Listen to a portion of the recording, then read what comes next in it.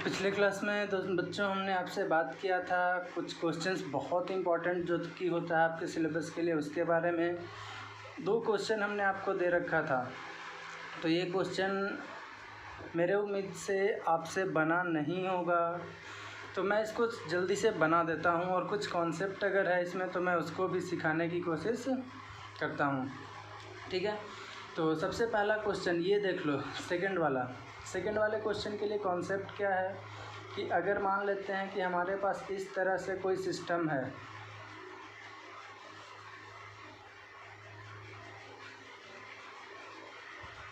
ऐसे दिया हुआ है। अभी सिस्टम में देखो क्या है, मान लेते हैं कि ABCD है और आपको AC के क्रॉस में पूछा हुआ है। अभी आप ये मत कर देना, देखो इधर से भी तार गया है, इधर से भी तार गया है, यानी ये 2 पॉइंट आपको दे दिया। अब यहाँ से आप काट कर इसको अलग करके करोगे भी कुछ तो ये तार इधर रह जाएगा। यानी अगर किसी पॉइंट के बीच में बोल दिया कि इस पॉइंट और इस पॉइंट के बीच में निकालिए, तब आप इसको कटिंग करके यह नहीं कह सकते हो कि ये दोनों सीरीज में है। ठीक है, अब देखो इसमें क्या बोला जा रहा है, जैसे मान लेते हैं कि ये 5 दिया होता है, अभी कोई भी ना तो सीरीज़ में है और ना ही पैरेलल में है। तो ऐसे क्वेश्चन के लिए हम लोग देखते क्या हैं, देखो इसमें एक खास पैटर्न रहेगा। वो खास पैटर्न क्या है, जैसे मान लेते हैं कि ये 3 है और ये 6 है और ये मान लेते हैं कि 2 है, ये मान लेते हैं कि 9 है, ऐसा कुछ दिया गया है।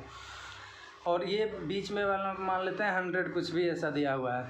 तो जब भी आप क्वेश्चन में यह देखो कि यह वाला गुना यह वाला, 6 × 3 18, 2 × 9 18, अगर इसका प्रोडक्ट बराबर हो जाए इसका प्रोडक्ट, तो बीच वाले को हम लोग हटा देते हैं। ठीक है, यानी ये और ये सेम पोटेंशियल पे इस समय हो जाता है। मैं इसको R1 R2 से लिख देता हूँ, ये R1 है, ये R2 है, ये R3 है और ये R4 है। कॉन्सेप्ट इसके लिए क्या है कि अगर R1 गुना R3 ये बराबर हो जाए किसका, R2 × R4 का, तो इससे हम लोग क्या समझते हैं, देन B एंड D, ये जो पॉइंट B है और पॉइंट D है, ये दोनों क्या होगा, आर एट सेम पोटेंशियल। और सेम पोटेंशियल होगा तो हम लोग कह सकते हैं कि वहाँ पे इसका मतलब क्या होगा, पोटेंशियल में डिफरेंस ही नहीं है, तो करंट 0 हो जाएगा, यानी इससे करंट नहीं जा रहा है। तो हम लोग सिंपली इसको क्या कर देंगे, हटा देंगे। इसको R5 अगर मान लेंगे तब हम लोग क्या लिख सकते हैं, then R5 is removed. Current ही नहीं जा रहा है तो क्या फ़ायदा है उसको रखने का, हटा दो। अब ये अगर हट गया तब तो आपके पास सिस्टम बिल्कुल आसान हो गया। यानी सिंपली क्या रह गया, ऊपर में ये है, ऐसे है, ऐसे है। अब सोल्व कर लोगे आप इसको आसानी से। 9 3, ये दोनों सीरीज़ में, ये दोनों सीरीज़ में, फिर दोनों आपस में पैरेलल में। अब इसको आप खुद से सोल्व कर लेना। ठीक है, तो यही सिस्टम यहाँ पे जो ये हमने आपको फिगर बनाया हुआ है, ये जो क्वेश्चन दिया है वो इसी सिस्टम के अकॉर्डिंग चलेगा। देखो इस फिगर को हम लोगों को रीड्रा करना होता है। ये जो फिगर दिया हुआ है इससे आपको बेहतर समझ में नहीं आएगा। पहले आप क्या करो, इसको रीड्रा करो। रीड्रा कैसे करेंगे, तो मान लेते हैं यहाँ पे पॉइंट A है, B है, C है, D है। तो जैसे जैसे आपको पॉइंट है वैसे वैसे आप यहाँ पे लिखते चलो। ये मैंने अभी ड्रा किया हुआ है, चलो कोई नहीं, मैं फिर से ड्रा करता हूँ आपको समझाने के लिए। सबसे पहले A पॉइंट है और B पॉइंट है और A और B पॉइंट के बीच में एक रेजिस्टेंस है। तो एक पॉइंट A ले लिए, दूसरा पॉइंट B ले लिए और दोनों के बीच में एक रेजिस्टेंस है 1। ठीक है, फिर क्या है, B है, B से कनेक्टेड है एक पॉइंट, कौन सा, D। तो B से एक पॉइंट यहाँ पे रख लो, कौन सा, D, और इससे भी एक ओम का रेजिस्टेंस कनेक्टेड है। ठीक है, फिर D से एक पॉइंट है, C से एक पॉइंट है, कौन सा, एक मिनट, A से B हमने आपको कर लिया, फिर B से D कर लिए। उसके बाद B से C एक है तो C नहीं है, तो C पॉइंट कुछ यहाँ पे रख लो। B से C 1 ओम का है तो B से C हम लोग ज्वाइन कर लिए 1 ओम का।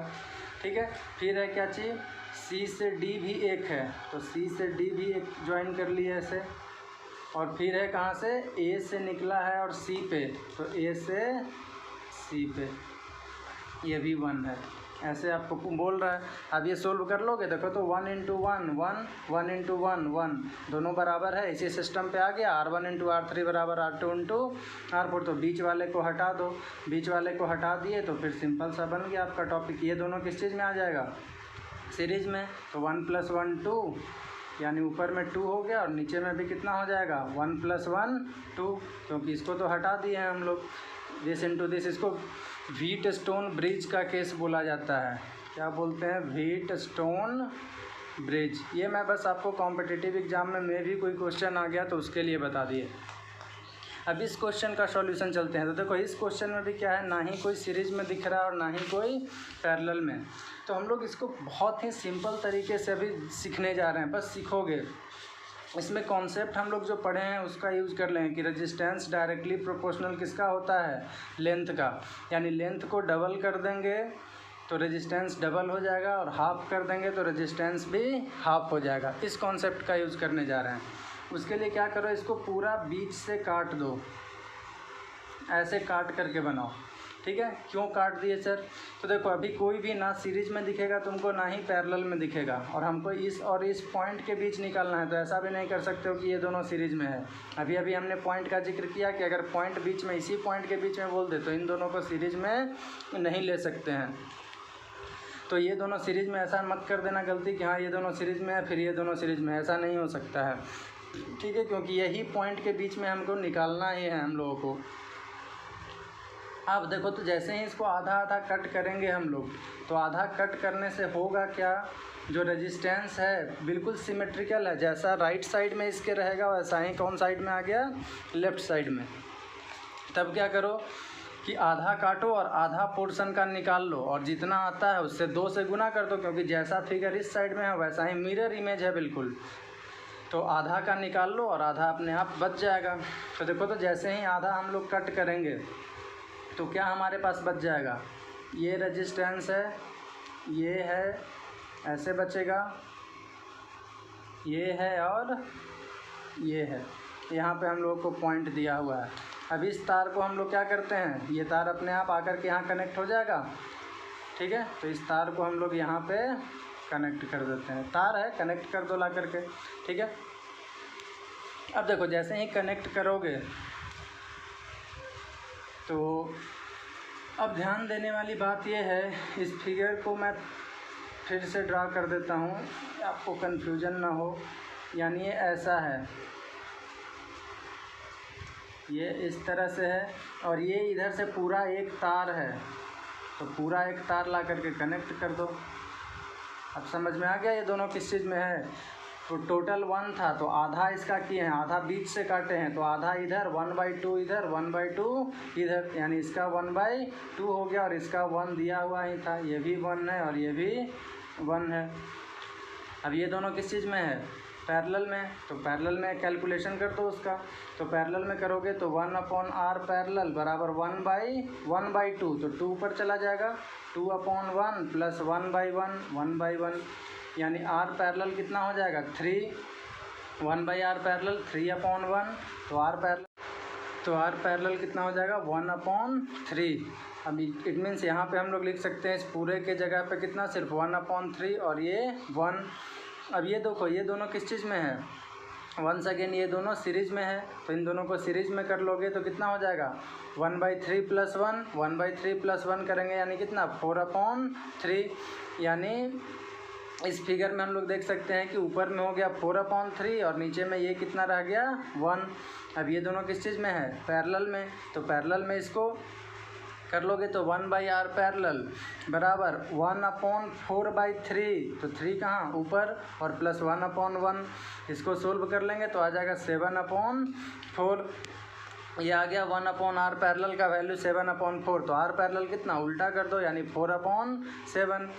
अब देखो ये आधा फिगर का वैल्यू हमारे पास कितना आ गया 4/7। तो पूरा के लिए हमने क्या बताया था स्टार्टिंग में ही आपको कि 2 से मल्टीप्लाई कर दो, तो इसीलिए टोटल रेजिस्टेंस R टोटल कितना हो गया 2 × 4/7 यानी 8/7 ओम। यही आंसर हो गया आपका। क्लियर है। तो ये था 2 प्रश्न जो कि हमने आपको करा दिया, ठीक है। अब हम आज के सेशन में स्टार्ट करते हैं आपको एक नया टॉपिक जो कि है हीटिंग इफेक्ट ऑफ करंट।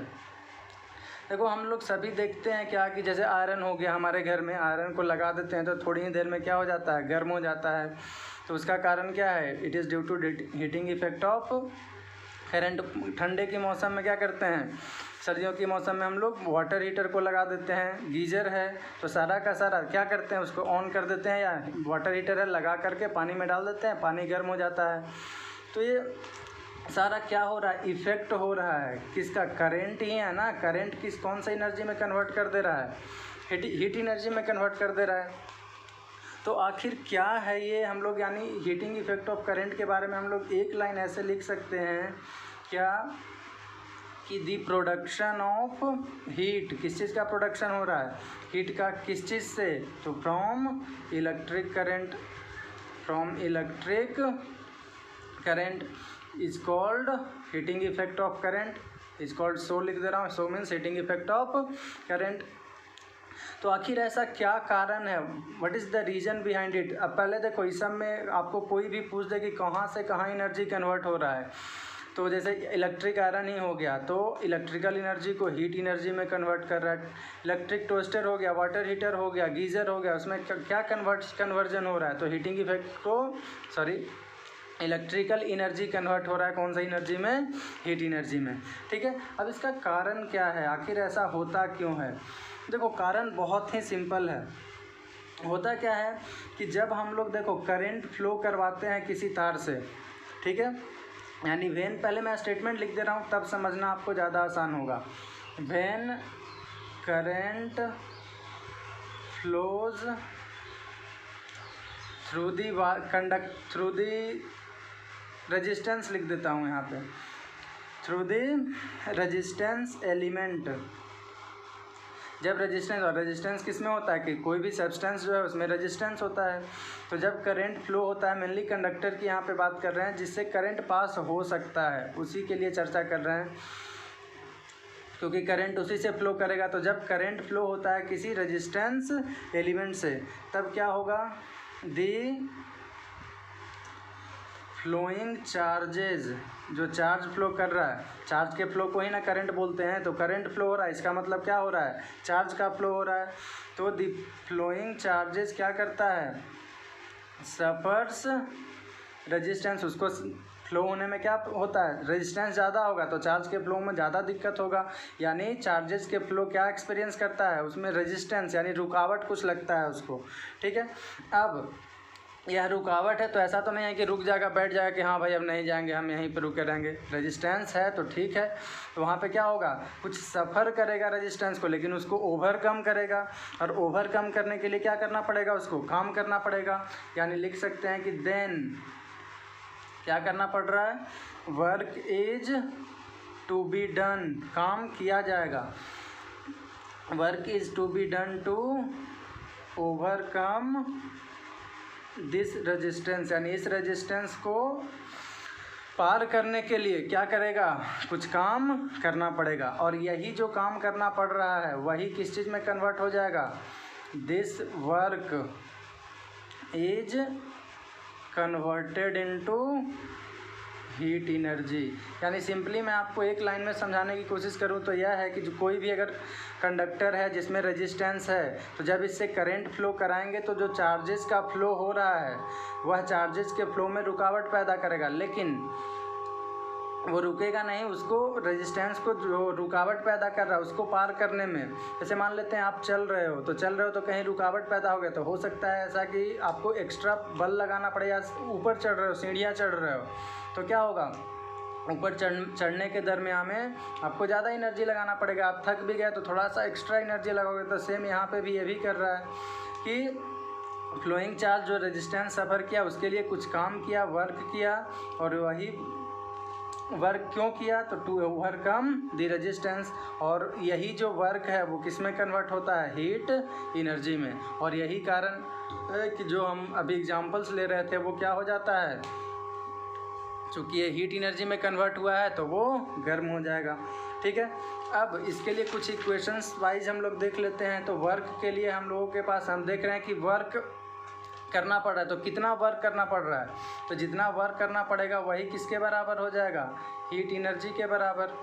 जो काम करेगा, वर्क भी एनर्जी है, ये भी एनर्जी है, मीन्स हम कह सकते हैं कि जो भी काम करना पड़ रहा है वही ना हीट एनर्जी में कन्वर्ट हो रहा है। क्या देखें कि दिस वर्क, वही वर्क जितना भी काम कर रहा है वही किसके बराबर है, हीट एनर्जी को, वही कन्वर्ट हो रहा है, इट मीन्स वही हीट एनर्जी है। ठीक है। अब वर्क डन W बराबर हम लोग क्या पढ़े थे, V बराबर पढ़े थे W/Q, पोटेंशियल डिफरेंस। तो W बराबर V इंटू Q लिख सकते हैं इतना। ऑल्सो I बराबर हम लोग क्या पढ़े थे, Q/T करंट के लिए। तो यहाँ से क्या लिख सकते हैं, Q बराबर I इंटू T। तो Q के स्थान पे हम लोग क्या लिख सकते हैं, W बराबर हीट एनर्जी है और बराबर Q की जगह अगर IT लिख देते हो तो VIT। क्लियर है इतना। यानी हम लोग लिख सकते हैं क्या कि यही हमारा किसका इक्वेशन निकल करके आ गया, वर्क डन का या हीट एनर्जी का, VIT। अब इसको अलग अलग हम लोग रूप दे सकते हैं। ठीक है। जैसे मान लेते हैं कि ओम्स लॉ यहाँ पे अब अप्लाई कर दोगे, फ्रॉम ओम्स लॉ। तो ओम्स लॉ से क्या पढ़े हैं, V बराबर IR।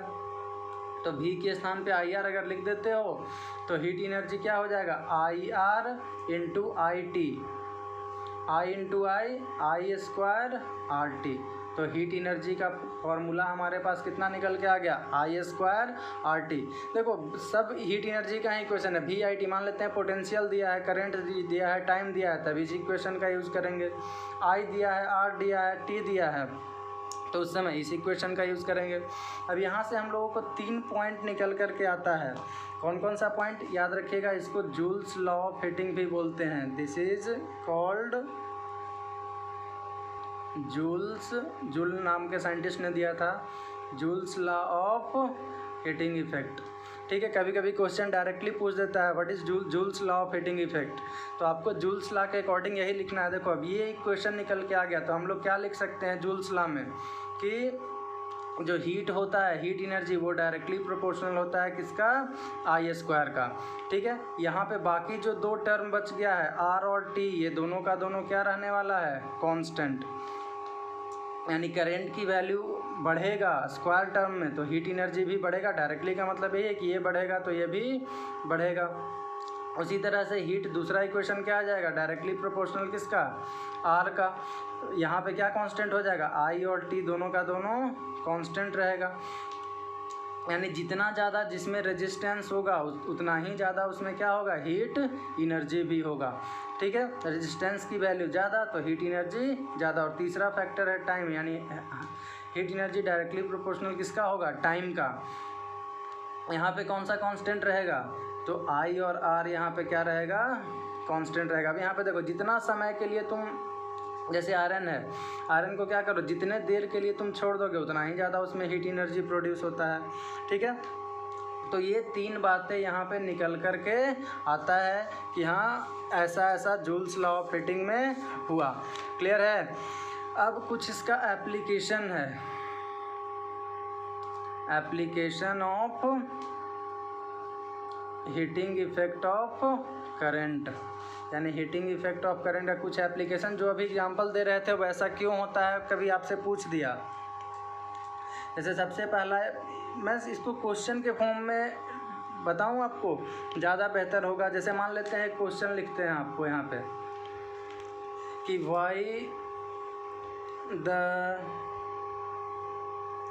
Heating element of electric heater is made up of nichrome या मैंगनीन वायर, या कॉन्स्टेंटन भी हो सकता है। देखो क्यों हीटिंग एलिमेंट, कोई सा भी आपको दे दे, यहाँ पे जो देगा वो हीटिंग इफेक्ट में ऐसा ही क्वेश्चन करके देगा कि क्यों बना हुआ होता है।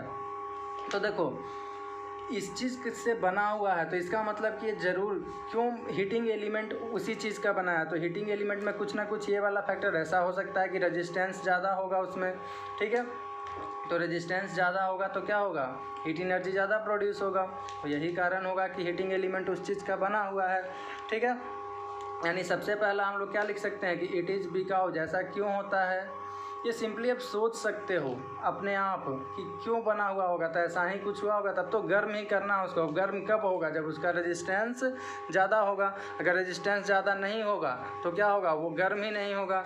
इट मीन्स हम लोग यहाँ से लिख सकते हैं क्या कि जितने भी ये सब होते हैं वो सारे का सारे जो भी है उसका रेजिस्टेंस की वैल्यू क्या होता है, हाई होता है। ठीक है, तो फर्स्ट पॉइंट में हम लोग क्या लिख सकते हैं कि it is because it has high resistance. ठीक है, दूसरा पॉइंट में कि इसका रजिस्टिविटी भी क्या होता है, वो भी हाई होता है। ठीक है, रजिस्टिविटी हमने आपको बताया था क्या होता है, यानी हम लोग कह सकते हैं कि यह दो ऐसा कारण है जिसकी वजह से हीटिंग एलिमेंट जो होता है इलेक्ट्रिक हीटर का, वो बना होता है किस चीज़ का, मैग्नीन का या निकल का। क्लियर है इतना। अगले पॉइंट में हम लोग एक और भी प्रश्न कर लेते हैं। जैसे मान लेते हैं कि हमारे पास क्वेश्चन दिया गया है कि इलेक्ट्रिक फ्यूज़ के बारे में, इलेक्ट्रिक फ्यूज। ठीक है, अब सबसे पहले यह समझो कि इलेक्ट्रिक फ्यूज भी किस चीज़ का बना हुआ होता है। आप सभी जानते हो कि कौन से वायर का बना हुआ होता है वो इलेक्ट्रिक फ्यूज, तो कॉन्स्टेंटेन वायर का जनरली बना हुआ होता है। तो आखिर क्यों, ऐसा क्या कारण है कि इलेक्ट्रिक फ्यूज उसी चीज़ का बना हुआ होता है। ठीक है, तो उसके पीछे भी रीज़न क्या है हमारे पास कि देखो, सबसे पहला मान लेते हैं कि ये हमारे पास बल्ब है, ऐसा ये उसका फिलामेंट हो गया, ये ऐसे बल्ब हो गया, और ये कौन से वायर का बना हुआ है, फिलामेंट है जो टंगस्टन वायर का बना हुआ है, टंगस्टन वायर का। तो आपसे क्वेश्चन पूछ देगा यही कि इलेक्ट्रिक फ्यूज टंगस्टन वायर का क्यों बना हुआ होता है, why is electric fuse made up of tungsten wire. तो देखो, सबसे पहला इसका रीज़न यह है कि इसका जो बॉइलिंग पॉइंट होता है, मेल्टिंग पॉइंट जो होता है वो बहुत ही ज़्यादा होता है, यानी हाई मेल्टिंग पॉइंट। अगर वैल्यू की बात करोगे तो लगभग 3300 केल्विन के आसपास होता है। ठीक है, अब देखो मेल्टिंग पॉइंट हाई है, इसका मतलब क्या है कि जल्दी पिघलेगा नहीं, इट मीन्स आपका बल्ब ज़्यादा सेफ रहेगा। ठीक है, दूसरे पॉइंट में देखो, इसका भी रेजिस्टेंस की वैल्यू क्या होता है, हाई होता है। ठीक है, अब रेजिस्टेंस की वैल्यू हाई होने की वजह से क्या होगा, रेजिस्टेंस या रजिस्टिविटी भी बोल दो यहीं पे, रजिस्टिविटी इसका क्या होता है, हाई होता है। अब समझ सकते हो यहाँ पे, देखो होता क्या है कि जैसे ही ये हीट होता, करंट पास होता है तो इसमें रेजिस्टेंस की वैल्यू ज़्यादा है, रेजिस्टेंस की वैल्यू ज़्यादा होने की वजह से उसमें हीट एनर्जी ज़्यादा फ्लो होगा, और जब हीट एनर्जी फ्लो करेगा तो हम कह सकते हैं कि वही उसी के कारण ये क्या करने लगता है, ग्लो करने लगता है।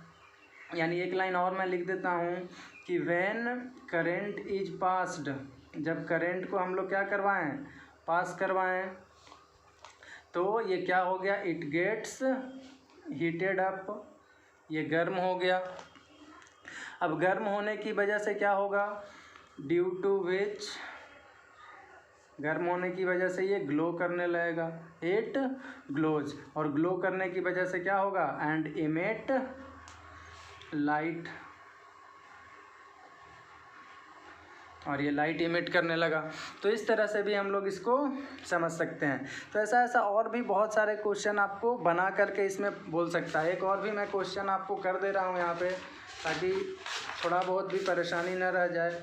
एक और भी क्वेश्चन क्या रहता है कि बल्ब के अंदर में जो गैसेस फील करता है, वो गैसेस में जनरली जो होता है वो इनर्ट गैस होता है। कौन सा गैस होता है, इनर्ट गैस फिलअप करते हैं हम लोग इसके अंदर में। अब देखो, इनर्ट गैस फिल करने से होता क्या है, तो सिंपल सा बात है, जैसे इनर्ट गैस में एग्जांपल मान लो आर्गन हो गया, लास्ट का जो 18th होता है रो, उसमें सारा का सारा कौन सा गैस होता है, इनर्ट गैस ही होता है। आर्गन हो गया, हीलियम हो गया,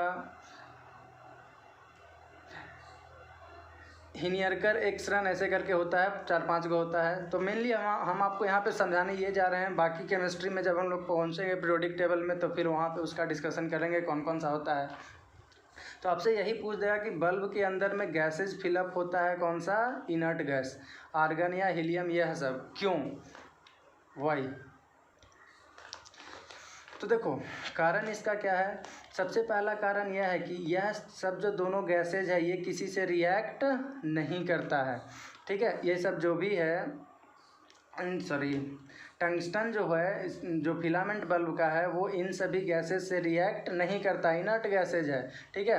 अब इनर्ट गैस होने की वजह से उससे वो रिएक्ट नहीं करता है, और रिएक्ट नहीं करेगा तो क्या होगा, उसके ऊपर में जो फिलामेंट है उसके ऊपर में कोई लेयर नहीं बनाएगा, ठीक है। अगर मान लेते हैं कोई दूसरा हवा चला जाए, एक होल कर दो यहाँ पे, तो ऑक्सीजन चला जाएगा, ठीक है। अब ऑक्सीजन इसके साथ रिएक्ट करके एक लेयर बना देगा, और लेयर बना देगा तो उसको ग्लो करने नहीं देगा, ठीक है। यही होता है, देखो जैसे ही तुम बल्ब लेकर के आते हो उसमें कोई एक होल रह जाता है, तो क्या होता है, इसके अंदर में जो इनर्ट गैसेज फिलअप किया हुआ है वो बाहर निकल जाता है, और बाहर निकल जाता है तो फिर अंदर में कौन आ जाएगा, ऑक्सीजन आ जाता है। ऑक्सीजन आकर के इसके साथ रिएक्ट कर जाता है, और रिएक्ट करने के बाद ये इसके ऊपर में लेयर बना लेता है, और फिर इससे तुम करंट पास करवाते भी हो तो हीट होगा भी, तो वो ग्लो नहीं करेगा, ग्लो नहीं करेगा तो लाइट नहीं देगा, लाइट नहीं देगा तो आप क्या समझोगे कि बल्ब हमारा फ्यूज हो गया है। तो यह कारण है इस चीज़ का। क्लियर है इतना? आई थिंक आपको इतना बिल्कुल अच्छे से क्लियर हो गया होगा। यहाँ पे एक टर्म का मैंने जिक्र किया था इलेक्ट्रिकल फ्यूज के बारे में, उसका भी चर्चा कर लेता हूँ शॉर्ट में। इलेक्ट्रिकल फ्यूज, आप सभी के घर में इलेक्ट्रिकल फ्यूज होता होगा। तो इलेक्ट्रिकल फ्यूज क्या करता है, आप सभी जानते हो कि फ्यूज जैसे ही मान लेते हैं अचानक से हाई वोल्टेज आ गया तो वो फ्यूज क्या कर जाता है, जल जाता है, गल जाता है। अब गल जाता है, थोड़ा सा भी करंट ज़्यादा गया तो इसका मतलब क्या कह सकते हैं, इसका मेल्टिंग पॉइंट क्या रहा होगा, लो रहा होगा। यानी सबसे पहले हम पॉइंट में क्या लिख सकते हैं कि it has low melting point. जैसे ही करंट ज़्यादा पास हुआ तो ये क्या हो जाएगा, मेल्ट कर जाएगा। इसी की वजह से इसका मेल्टिंग पॉइंट क्या रहता है, लो रखा जाता है। अब देखो जैसे मान लेते हैं कि ये आपके पास एक फ्यूज है, ठीक है, और बाकी सब में इधर से पंखा जो भी है अपना आपके सर्किट में पूरा घर में लगा हुआ है, फैन है, बल्ब है, एसी है, टीवी है। अब अचानक करंट ज़्यादा पास हो गया तो अगर ये फ्यूज मान लेते हैं टंगस्टन का आपने नहीं बनाया, या इसका मेल्टिंग पॉइंट लो नहीं रहा, टंगस्टन की बात नहीं कर रहा हूँ, सॉरी, अगर इसका मेल्टिंग पॉइंट लो नहीं रहा तो क्या होगा, ये इससे करंट पास हो जाएगा। करंट पास हो जाएगा तो आपका जो बल्ब है वो फ्यूज हो जाएगा, पंखा जल जाएगा, एसी जल जाएगा, ये सब कांड हो जाएगा। इसका मतलब कि ये फ्यूज हो, ये मेल्ट हो कर के क्या कर रहा है, आपके इलेक्ट्रिकल अप्लायंस को बचा रहा है, यानी सेफ्टी डिवाइस की तरह काम कर रहा है। तो सेकंड पॉइंट पे हम लोग क्या लिख सकते हैं कि it is a safety device, जो प्रोटेक्ट करता है, which protects our electrical appliances from burning, ठीक है, यानी जलने से बचा लेता है। और एक पॉइंट और भी इसमें लिख दे रहा हूँ कि it is always connected in series, याद रखिएगा, it is always connected in series with live wire, live wire के साथ, यानी जिससे करंट आ रहा है उसी में कनेक्ट करते हैं। इसका कारण क्या है, सीरीज में ही क्यों करते हैं, जैसे देखो मान लेते हैं कि अगर आप, बिल्कुल सिंपल तरीके से समझाने की कोशिश करता हूँ आपको, ये यहीं पे कनेक्ट कर दिया, ठीक है, लाइव वायर आ रहा है और आगे में आकर आपका बल्ब है, फैन है, इस तरह से सब कुछ इन सभी में तार में एक गो कुछ ना कुछ दिया हुआ है। अब मान लेते हैं तुम यहाँ पे लगा दोगे तो क्या होगा, करंट इससे जाएगा, ये वाला फ्यूज यहाँ पे मेल्ट कर जाएगा, और यहाँ पे जो मान लेते हैं बल्ब लगा हुआ था वो आपका बच गया, बाकी करंट तो इन दोनों में चला गया। ये दोनों अप्लायंस जो भी यहाँ पे फैन लगा हुआ था, एसी टीवी लगा हुआ था, वो जल जाएगा, ठीक है। अब यहीं पे लगा दोगे तब क्या होगा, जैसे ही हाई करंट आया यहाँ पे, यहाँ से पास हुआ, ये मेल्ट कर जाएगा, और मेल्ट कर जाएगा तो करंट आगे नहीं जाएगा, करंट आगे नहीं जाएगा तो आपका जितना भी अप्लायंस है उसको क्या कर लिया, ये बचा लिया। तो यही कारण है इसको किस चीज़ में कनेक्ट करते हैं, सीरीज में, और कौन से तार के साथ, लाइव वायर, क्योंकि करंट इसी में आ रहा है। तो ये हो गया इलेक्ट्रिकल फ्यूज के बारे में जानकारी, ठीक है। अब अगले क्लास में हम लोग डिस्कशन कर लेंगे इसके पावर के बारे में। आज के लिए इतना ही रहने दे रहा हूँ। धन्यवाद। जय हिंद।